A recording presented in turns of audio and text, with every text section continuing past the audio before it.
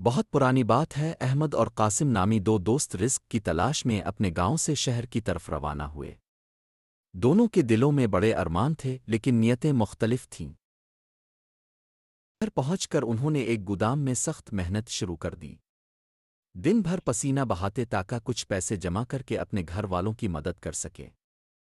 واپسی کے راستے میں انہیں ایک بے سہارا بوڑھا شخص نظر آیا جو بھوک اور ڈانسس سے کانپ رہا تھا۔ اس نے خاموشی سے اپنی جیب سے ایک چاندی کا سکہ نکالا اور اللہ کی رضا کے لیے اس بوڑھے کے ہاتھ پر رکھ دیا۔ قاسم نے یہ دیکھ کر سوچا کہ اسے بھی واہ سمیٹنی چاہیے۔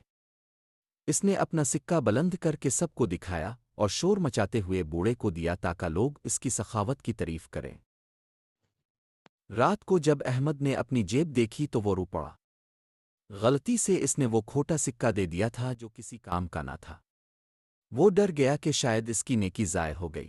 قاسم نے جب یہ سنا تو اس کا مذاق اڑانے لگا۔ اس نے بڑے فخر سے کہا، میرا سکہ تو اصلی اور چمکدار تھا، تمہارا صدقہ تو بیکار گیا۔ اسی رات ایک غیبی آواز نے انہیں حقیقت بتا دی۔